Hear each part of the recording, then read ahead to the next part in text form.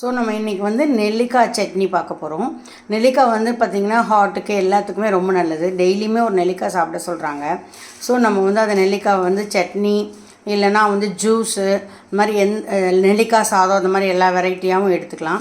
So அதுக்கு நான் இப்போ பார்த்திங்கன்னா நெல்லிக்காய் துவையலுக்கு வந்து இப்போ கொஞ்சமாக நல்லெண்ணெய் காய வச்சுருக்கேன். அதில் வந்து கடுகு, உளுத்தம்பருப்பு, கடலைப்பருப்பு போட்டு நல்லா வறுபடணும். கொஞ்சம் சிம்லே வறுத்தோம்னா நல்லா பொன்னிறமாக நல்லா வறுபடும்.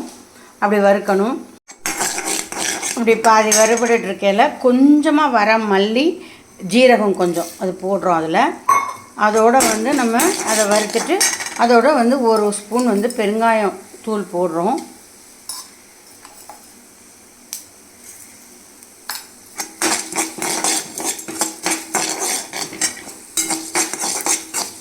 அது லேசாக வறுபட்டோன்னா நம்ம வந்து ஒரு 5 வரமிளகாய் நான் போடுறேன். உங்களுக்கு வந்து உங்கள் காரத்துக்கு தகுந்த மாதிரி நீங்கள் வரமிளகாய் போட்டுக்கோங்க. ஸோ இந்த வரமிளகாயை போட்டுட்டு கொஞ்சம் கருவேப்பிலையை போட்டுடணும்.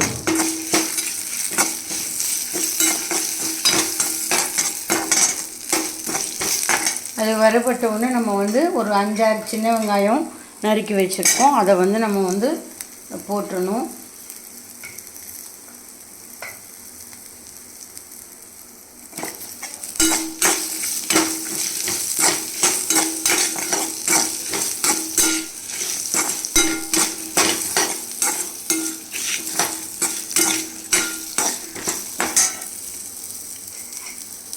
அது வதங்கினோன்னு நம்ம நெல்லிக்காயை போட்டுட்டு உப்பு போட்டுட்டு அடுப்பு அமர்த்திடலாம்.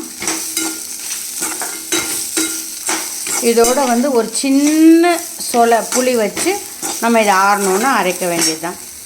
நம்மளுடைய நெல்லிக்காய் சட்னி வந்து ரெடி ஆயிடுச்சு. இதில் ஆன்டி ஆக்சைடு நிறைய இருக்கிறதுனால நம்ம வந்து இது வந்து இதயத்துக்கு ரொம்ப நல்லது. கேன்சர் நோய் வராமல் தடுக்குது. விட்டமின்ஸ் நிறைய இருக்குது. ரொம்ப நல்ல சத்துள்ளது. ஸோ இதை நம்ம பிள்ளைங்களுக்கு வந்து நம்ம சாதத்தில் போட்டு நல்லெண்ணெய் ஊற்றி பிசைஞ்சு கொடுத்தாலும் விரும்பி சாப்பிடுவாங்க. சப்பாத்தியில் தடவிட்டு கேரட், பீட்ரூட் துருவி அது மேலே போட்டு நம்ம ரோல் பண்ணி கொடுத்தாலும் அவங்க சாப்பிடுவாங்க. இந்த வீடியோ உங்களுக்கு பிடிச்சிருந்தா லைக் பண்ணுங்கள், ஷேர் பண்ணுங்கள், சப்ஸ்கிரைப் பண்ணுங்கள் ஃப்ரெண்ட்ஸ். தேங்க்யூ.